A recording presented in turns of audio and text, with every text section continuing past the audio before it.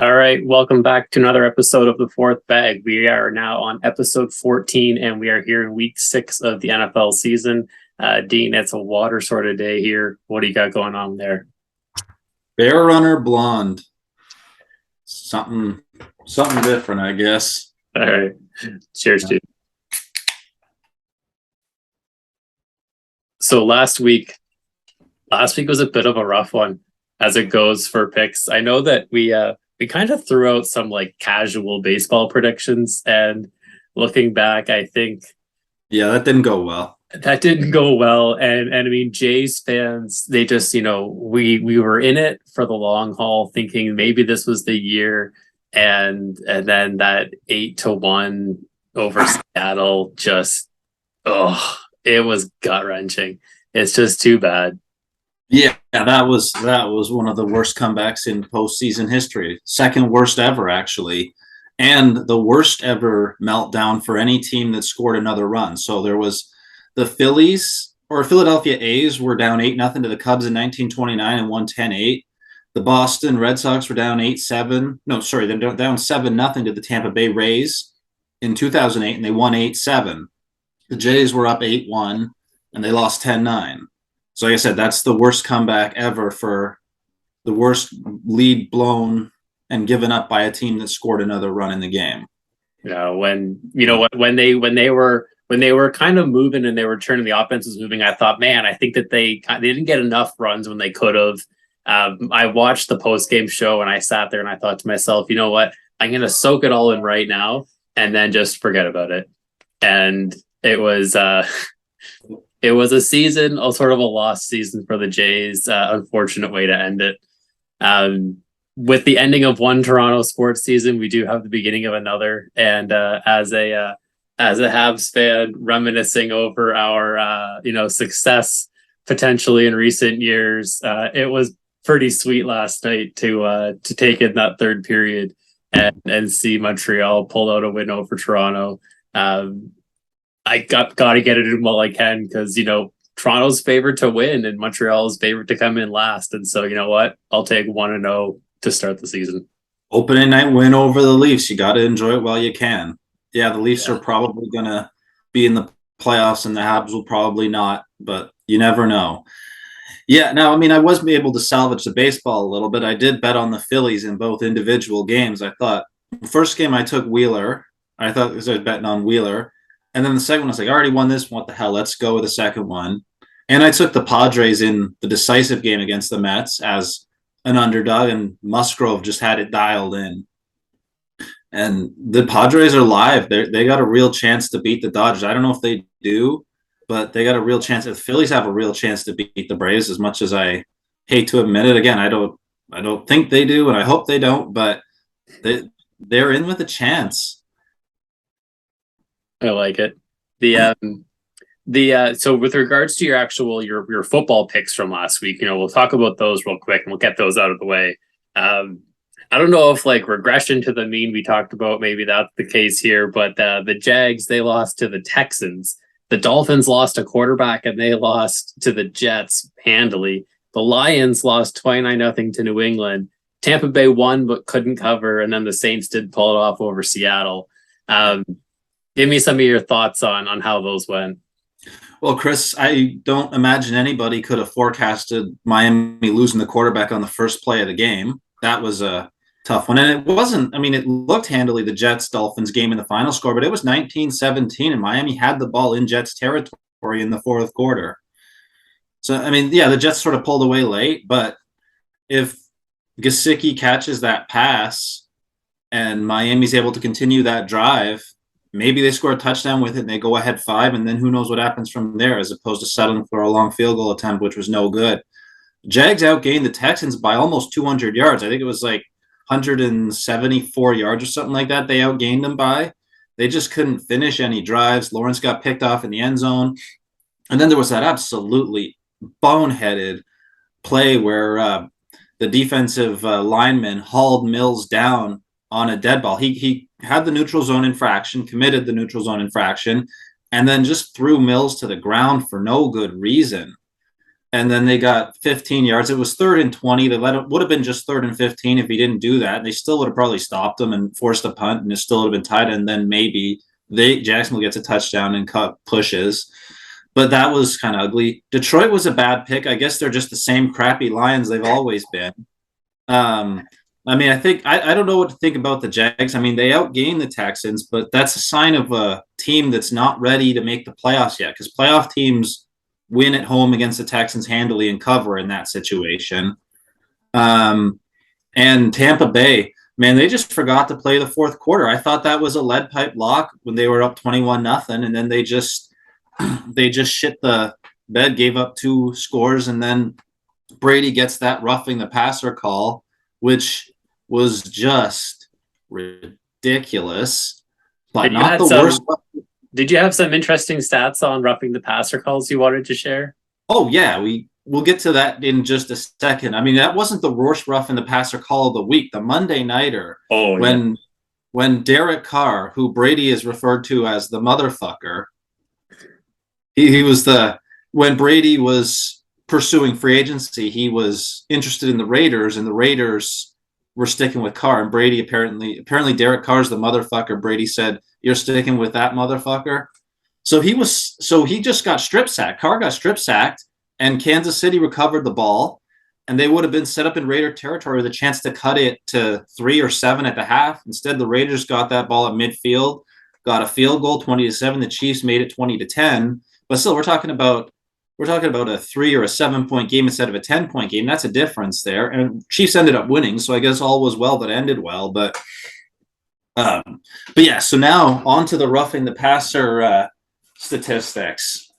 So since 2012, Tom Brady has played in 235 games and collected 27 roughing the passer penalties. Aaron Rodgers has played in 216 games and collected 28 penalties. Patrick Mahomes has played in 79 games and collected 20 penalties. Josh Allen's played in 73 games and collected 24 penalties. So Brady, out of the elite quarterbacks, his roughing the passer penalty ratio is smaller than all of them. So, I mean, I guess, you know what they say, right? Don't let the truth get in the way of a good story, and that you can't hit Tom Brady. I guess you can't hit anybody, but Brady doesn't get preferential treatment. So again, don't let the truth get in the way of that story either, right? I mean, we're like that's an axiom that applies to. Oh god, it's so widespread. I couldn't even begin to start and end listing off places. But one place where not letting the truth gets in the way, don't let the truth get in the way of a good story applies, is Hulk Hogan. Oh, Hulk Hogan, and I know that you've been doing your homework on some. We'll call them the tall tales of Hulk Hogan. And I know this has been something you've been looking forward to for a while. Now, I personally, I haven't followed Hogan's career the way you have, but I know that you've done some digging and you've got some great content to share. So why don't you go ahead and take us through some of Hogan's tall tales? So apparently, or according to Hulk Hogan, Lars Ulrich of Metallica was a pal of his and invited him to play bass in the band. And while Hogan is a skilled bass player, he once played in a band. He's not on the level of playing bass in an act that tours. And Lars Ulrich refuted this claim, saying that they've never met. So Hogan then backpedaled and said he sent in an audition tape, which, I mean, when Metallica was looking for a bass player, we're talking about the end of 86 or the start of 87. And at that time, Hogan was the biggest star in wrestling, preparing for his big match with Andre the Giant. Now, Hogan said him and Andre packed the house at Shea Stadium, which was not true, but they definitely packed the house at the Silverdome. And yes, Hulk, that was the Silverdome, not the Superdome, and so that one was the Silverdome. 93,000 allegedly. I mean, I've heard that the real number was more like 78, 79,000. I don't know what it is. That doesn't matter. Wrestling attendances are all often embellished, but there's a lot of claims from the Hogan Andre match that he has made up. He claims that Hogan and Andre the Giant, like, he actually picked up Andre the Giant and body slammed him to the ground. When did that go down?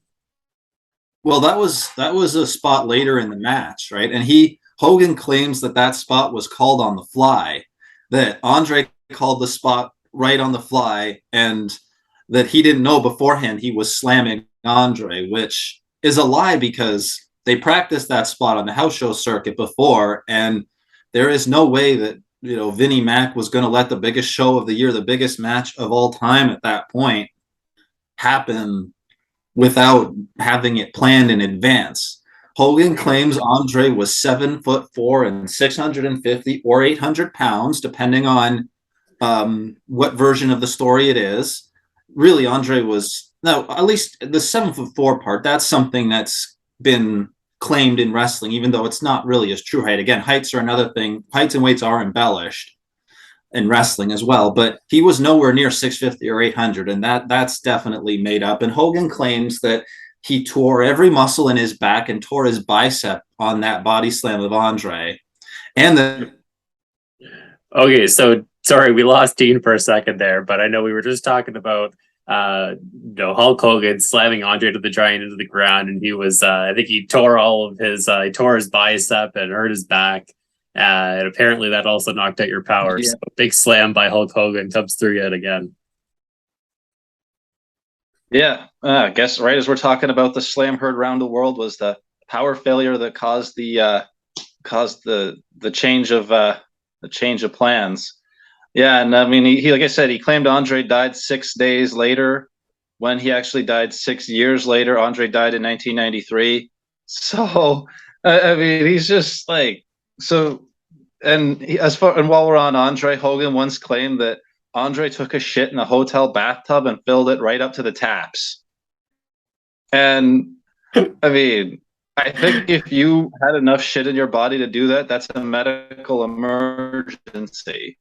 So obviously that didn't happen. Now, Antonio Inoki, he died recently.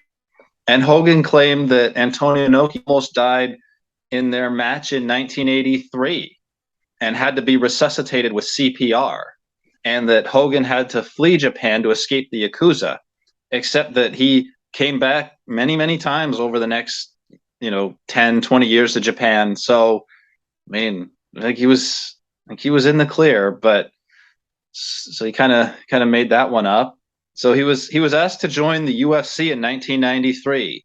UFC founders refuted this claim publicly, so that one obviously didn't happen. Also, in 1993, Hulk Hogan would have been, I think, 40 or 41 years old. I don't know what kind of fighting training he actually had, but that one's been debunked. He also claimed he faced crime fighters in. Sorry, imagine a guy like Brock Lesnar in the UFC taking on a guy like Hulk Hogan in a UFC match. I mean, that match is going to last all of a few seconds. It's just going to be over as soon as the bell, as soon as Lesnar decides it's over. That kind of a match is just done.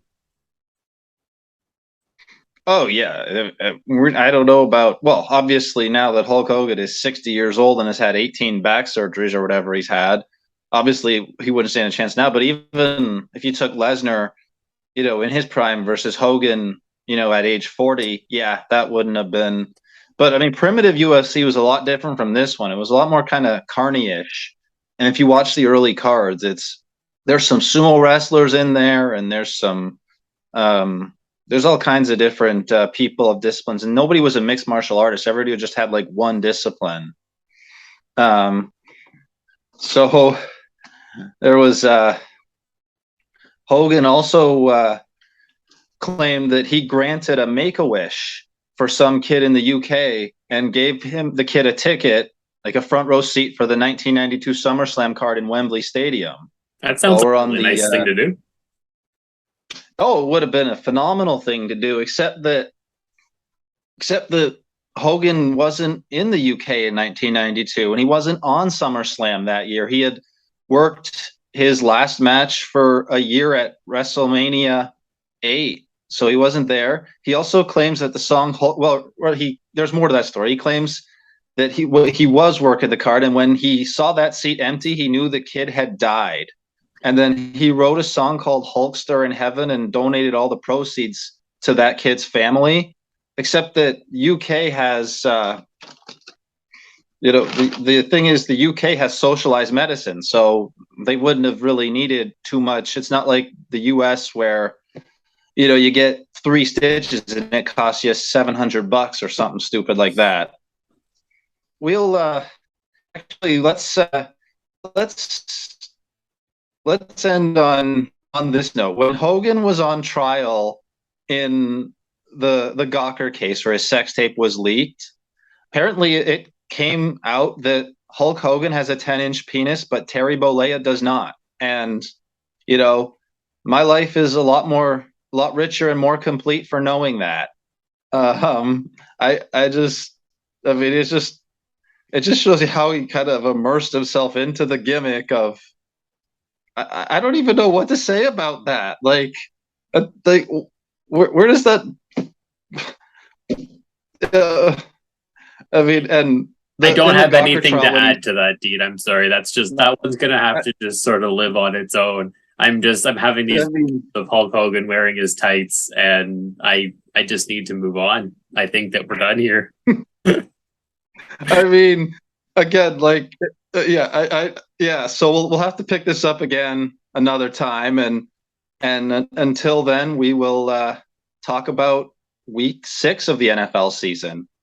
All right. So one of the surprise teams of the year has been these Jets, and the Jets have been pulling off either miracle comebacks or just getting lucky with their opponents, losing players. And this week they're at my Packers. The Packers are returning home after a loss to the Giants over in the London game last week, and you like the Packers here at home to cover a 7-point spread.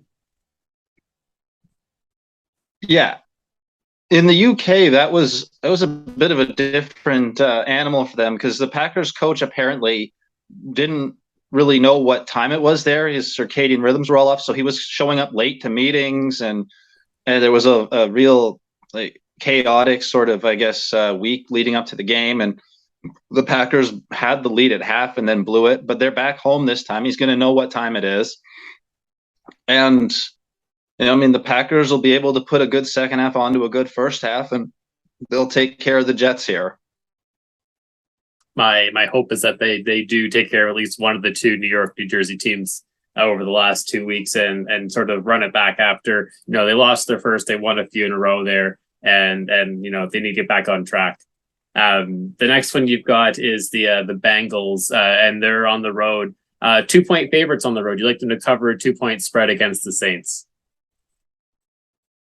Yes, Chris, the Bengals are coming off a loss, and Joe Burrow has been good against spread off a loss in his career. They came up short in Dallas, but Dallas is a really good team. The Bengals also played pretty much the full overtime against the Steelers. The Saints are banged up. They still got receiver injuries, and I don't think they're going to be saved by Taysom Hill pulling spectacular plays out this time. The Bengals are a better team than the Seahawks, and they're not going to get what they got from Taysom Hill last week again this week. It's just that was just a spectacular, but it's not something you can consistently expect. Speaking of Taysom Hill, I was sitting there sweating my tight end decisions in fantasy, and I thought to myself, like, I'm riding this Cole Kmet guy from Chicago. He had like 4 catches for 40 yards. And I was like, okay, so he finally comes off and gets his 8 points. And that's actually been like really good for him. And I thought, man, I should just throw Taysom Hill in there. Then I was like, who am I kidding? I'm not putting Taysom Hill in. And I think that's just a case of me scrolling through enough names. If you scroll through enough tight ends, you'll always have a story to say, oh, I wish I would have had that guy. But there's no way of predicting what happened last week. And like you said, it's not going to be something to predict itself in the future. If you grab Taysom Hill in a best ball draft, then, awesome, you got him for 1 week. But no, that kind of production is not something you're going to see every week. Dean, we lost your video, but I thought you're back now.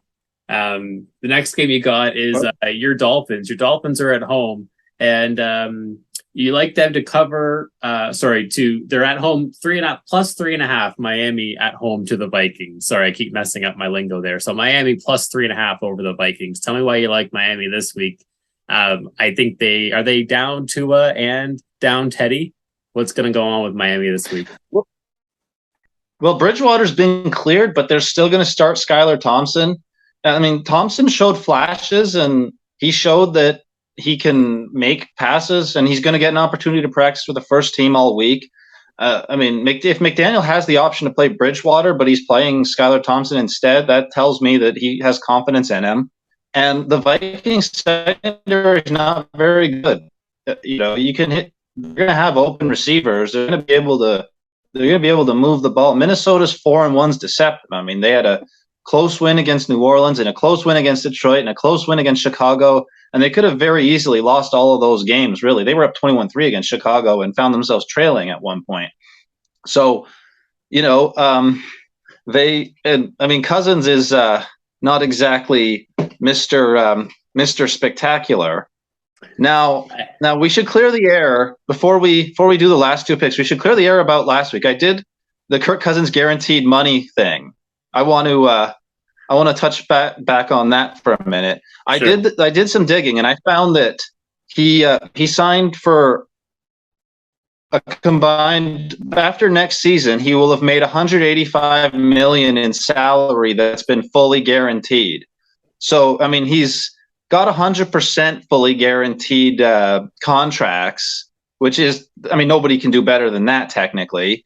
And I mean, we're close to 200 million, so you could almost say hundreds of millions. I mean, depends on what kind of signing bonuses were tacked onto that 185. So, I mean, in some respects it is. Now, Deshaun Watson signed a massive guaranteed deal this offseason, right? It was $230 million over 5 years. And the Browns really did him dandy by only putting $1 million of that salary for this season, the other $229 million for the next 4 years. So they really did right by him there. $230 million fully guaranteed, in the hopes that Deshaun Watson can provide the Browns with the happy ending that they so desperately want, because Deshaun Watson knows a thing or two about happy endings. Oh, Dean, I have a feeling that one was prepared. There's no way that you.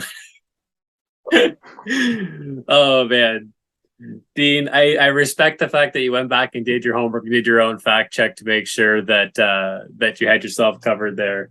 Now, I did mention last week when you picked the Bucks over the Falcons, and I said, the Falcons have been covering; they've been a covering machine, and it looks like this week you're going to jump on that covering machine bandwagon. So I hope it's right.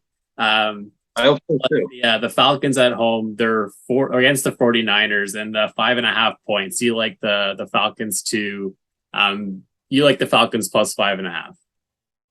Yeah. The 49ers are banged up this week. They've got maybe as many as 10 starters going to miss this game. Bosa, he might play, but he'll be limited. They've got several key starters out.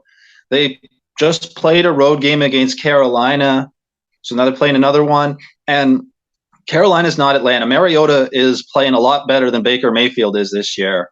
Mayfield's just been absolutely atrocious. Now he's out now for a couple weeks, it looks like. But Atlanta has shown an ability to stay in games and fight back and give themselves a chance to win a game that looked lost. So they seem to think they're never out of a game. And I think with the 49ers being banged up, that they should be able to keep this one close, maybe even steal it at the end. All right. Well, let's hope the Falcons can pull it off. And the last one on the slate here, Sunday Night Football. So in prime time, it's a division matchup. You got the Eagles and the Cowboys, and you like the Eagles to cover -6 at home. Tell me about that one. I do. Well, Chris, Cooper Rush is 5-0 in his career, so he's shown he's effective, but he hasn't exactly played a team like the Eagles. I mean, they beat the Bengals and the Giants, and they kind of caught those teams at the right time, you could say. They beat the Rams. The Rams are banged up right now. I mean, if the Rams were at all healthy, I'd be taking them against Carolina this week. We'll talk about that in a second. But as far as this game goes, Dallas's defense hasn't played an offense like the Eagles. And the only other time Dallas played a team that's in the Eagles sort of level was Tampa Bay in week 1. And we know how that game turned out. So as far as this game, I don't know what happened with Philly last week. They were up 2 touchdowns early against Arizona. It looked like they were going to coast. I had bet on Philly, even though it wasn't a super contest pick. I had bet on them, and I thought that was going to go to the house. But then they let Arizona back in the game. It was almost like they were just doing what they needed to do to win the game and kind of saving something for this one. I don't know. And I don't know about that, but also I would say even though they're one game ahead, they feel like they are probably going to feel like their backs are to the wall here in the sense they don't want to lose at home to Dallas, knowing they got to go to Dallas later this season. So I expect their best effort, and I think maybe Cooper Rush regresses to the mean a little bit. Do you think there's any sort of quarterback controversy brewing in Dallas with Cooper Rush sort of running the table with Dak out, or do you think this is Dak's team once he recovers from his surgery? I think for at least the remainder of this season, they're going to stick with Prescott, and maybe after, if Prescott doesn't deliver, maybe they'll look at trading him and going with Cooper. I don't know. It's hard to say. They've invested a lot of time and money into Dak, so they're going to give him the ball when he's ready to go. Now, I mean, if Cooper Rush throws for 400 yards and the Cowboys win a shootout against the Eagles, I mean, they might have something to think about. But sparring something unexpected and spectacular like that, I think they've got to go with Prescott. Yeah. Okay. And real quick now at the end here, we've got our Survivor picks. And Survivor's starting to become a little bit of a challenge because I used a lot of those sort of like the big name teams early. This week, I do have one left over that I look to use, and that was going to be the Rams, using the Rams over the Panthers. What are your thoughts on that, and what are your thoughts on your own selections? Well, I mean, if you have the Rams, why not use them? You know, that seems like a pretty reasonable way to go here. You know, PJ Walker is going to play in place of Mayfield, and he can't be worse than Mayfield, but I don't know that that's going to be enough to go into LA and win. So you got the Rams, use them. I mean, also I would recommend the Packers as a pick. And I mean, like I said, if I'm taking them -7, of course I'm going to take them in Survivor or consider them as an option. I've got the Bucks against the Steelers as a team I'm going to use. Just with the Steelers without Watt, they're 0-8 in their career, or in his career. When the Steelers are 0-8 in Watt's career when Watt does not play, and have a hard time seeing that going off this week. But I mean, it's very possible you've used all three of those teams. So I mean, I guess the next best options would be the Eagles and Chargers, right? I mean, you got the Eagles at home against the Cowboys. We talked about that game just now, and you have the Chargers at home against the Broncos. And I mean, the Broncos offense looks absolutely atrocious. I mean, that, and their play calling is just as bad as their offense. I mean, we saw that Thursday night, or what a gong show that was. Yeah, and they were 4th and 1 at deep in Indy territory. I forget the exact yard line, and they line up in shotgun. And I mean, even when they were up 9-6 in the fourth quarter, why throw for the end zone there? Why not just run and, you know, or even just do a play action or something? I mean, you can, both times play action would have been a reasonable play. Maybe a bootleg. Russell Wilson's the kind of quarterback you bootleg with because he can run. Although I don't know why he's not running as much this year, but he doesn't look like himself. He's missing open receivers, and the Chargers are a solid team. They're at home, so that's an option too. It's kind of that weird week where all the best options feasibly could have already been used. So you have to get creative, and there's going to be more weeks like this coming down the season.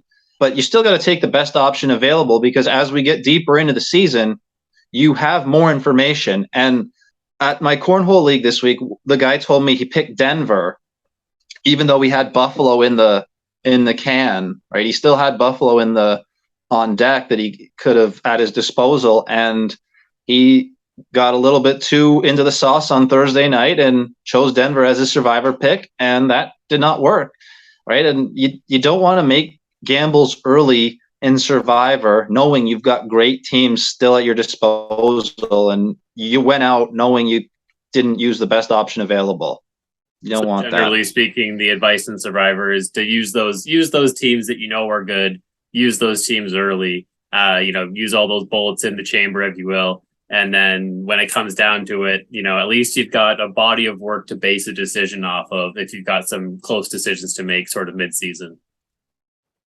Yeah, exactly. You got to get to the mid and late season to have a chance to win anyway. So that's just it. You've got a lot more information at your disposal. You know a lot more about the teams once you get to week 12 than you do in week 3 or 4. And if you have to pick a close game at that point, you have reason to think that to be very confident in who you're picking.